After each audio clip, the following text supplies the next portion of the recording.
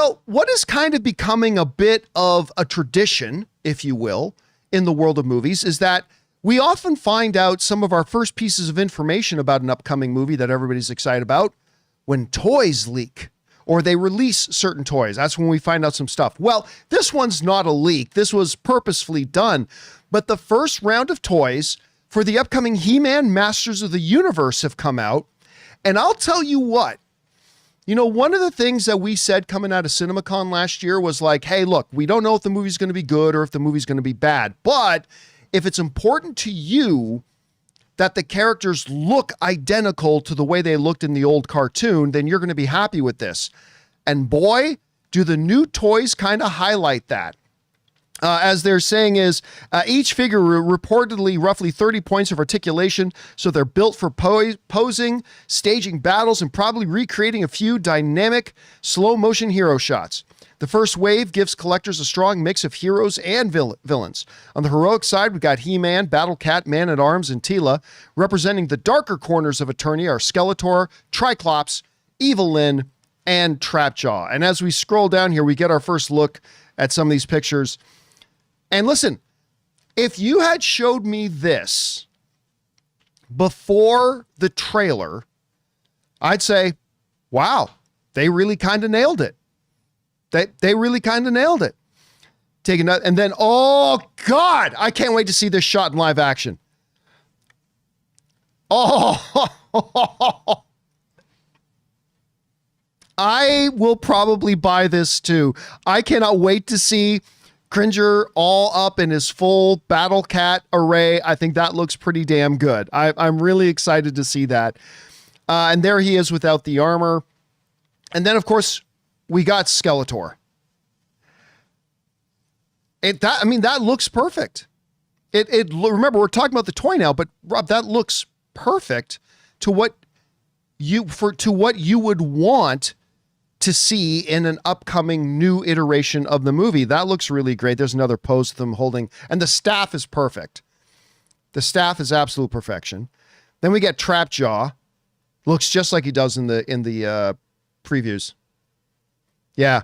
And again, I like this. What they say, 36 points of articulation, which is pretty cool. Oh, so it looks like he's going to have different attachments for his hand because there he's got like a blade and there he's got the hook.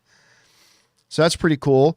Then we got Idris Elba. I'm not quite sure about the face sculpt, Rob. Not quite sure that looks a lot like Idris Elba, to be honest with you. Agreed.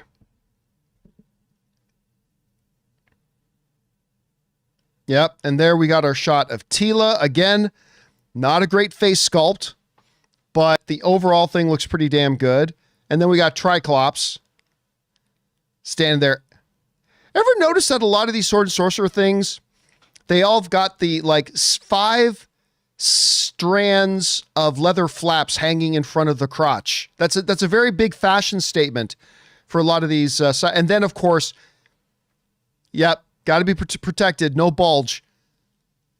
And then we got Evil-Lyn, who I remember when we saw her in the trailer,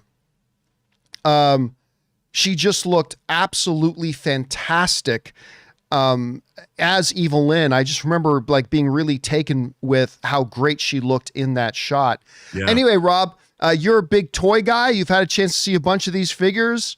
What do you think about them? You know, it's so funny. The day that Star Trek II, The Wrath of Khan opened, I bought the original He-Man figures at KB Toys in the Bellevue Square Mall. And I didn't watch the show.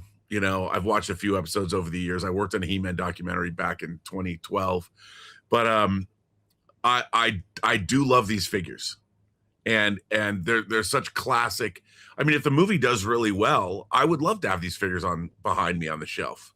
If nothing else, I have one He-Man figure. I have the remastered He-Man and the Wind Rider vehicle. I have that. So I would buy this. I He-Man on Battle Cat. I mean, it's so classic. Come on. I'd get that.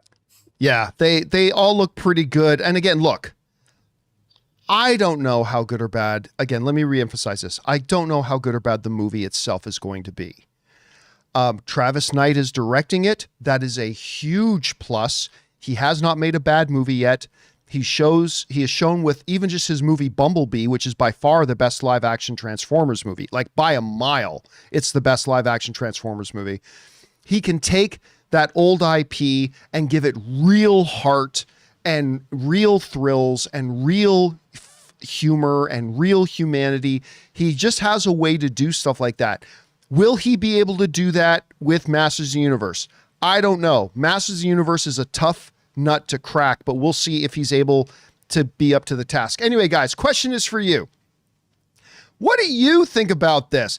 The new toys for Masters of the Universe have come out. I think they look pretty damn good. I don't know if that means the movie's going to be good or not, but whatever you guys think about them, jump down to the comment section below and let us know your thoughts. Hey guys, thanks so much for watching this video. Make sure you like the video, leave a comment, and subscribe to our channel. And don't forget, we have a daily podcast called the John Campea Show podcast, available on Apple Podcasts, Spotify, or your favorite podcasting app of choice. Go and subscribe to it today so it'll be there when you need it.